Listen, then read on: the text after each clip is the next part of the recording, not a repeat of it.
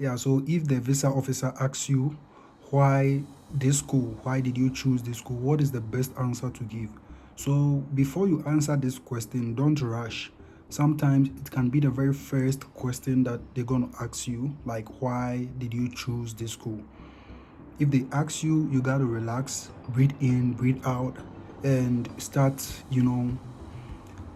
taking yourself back to how you prepared for that particular question. But today I'm trying to help people out, folks out, to be able to tackle that question when the visa officer asks you why this school.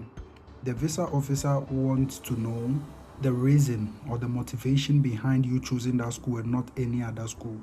So if they ask you why this school, it means they don't want you to tell them generic stuff. What do I mean by generic stuff?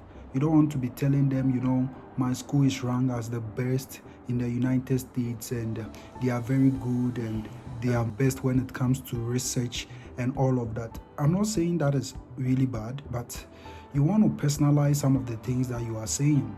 Or what you are saying is like a generic information that you are giving. What do I mean by that? If I go to the internet, like Google, and I search for that, like maybe I search for your school, probably I might come across some of the things you are saying. That is not what the visa officers want. They want you to talk in a way that is more personalized, like you know what you're talking about. You've done your research about the school, you've spoken to one or two people in a program, like professors, faculties, director of graduate studies, department chair, programs coordinator, and all of that. So if they ask you why the program, the first thing that you can consider is your research interest and how it overlaps with what the department is doing. That is the first thing that you should be thinking about. That is the first thing, your research interest and how it aligns with the departments. Your research interest and how it aligns with their program. Yeah.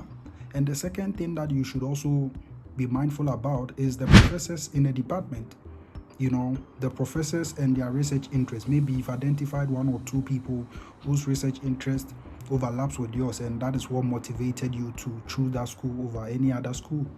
You get a point. So the first one, your research interest and how it aligns with the overall research area of the department, and two, how specific faculty's research area aligns or overlaps with what you're going to do.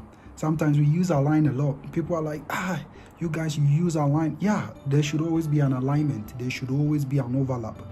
There should always be a connection with what you want to go do and what the department is doing currently. Because if there is a contradiction in research area and research focus, nobody's going to take you in. It's just like those in the sciences. If your research interest does not overlap with the professors, how do you reach out to them that they should add you to their research team?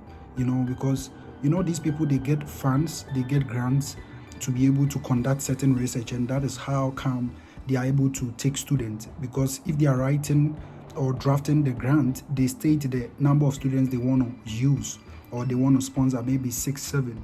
So if a professor is writing a grant or is writing, those kind of statement that is going to win them some capital to start a research, and he comes to his DM and he realizes that your research area or your research interest is not aligning with what he wants to do or the research he wants to conduct in future, he can't give you the opportunity, he can't give you the platform, he can't give you the avenue for you to come and work with him.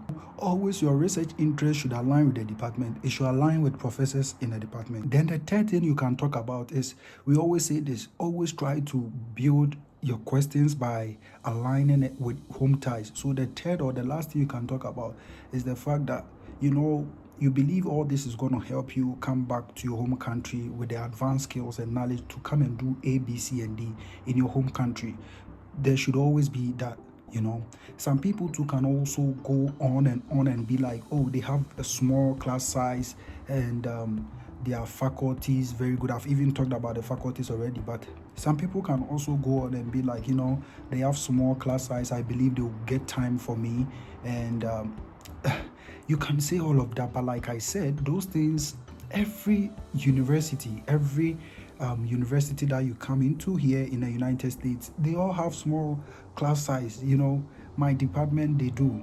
Sometimes I go to class, we are just 5, 6 graduate students. You go to other schools, it is like that.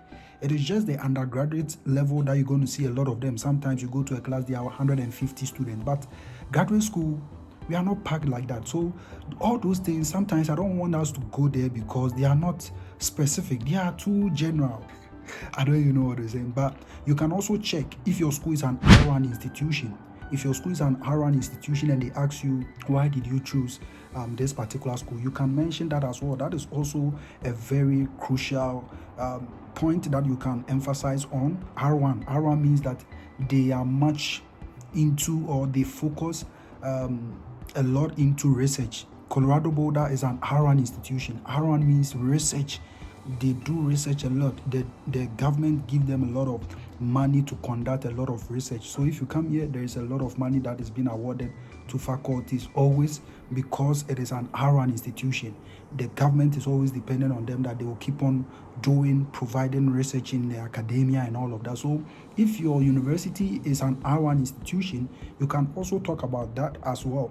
If it is not, don't try to talk about, because if you say R2, I've not heard of that before. If it is R1, so search whether your school is an R1 institution or not, and you can bring that in your point. So first, your interest aligns with the department, professors, and how their interest also overlaps with yours, and your school is an R1 institution. Don't just state it.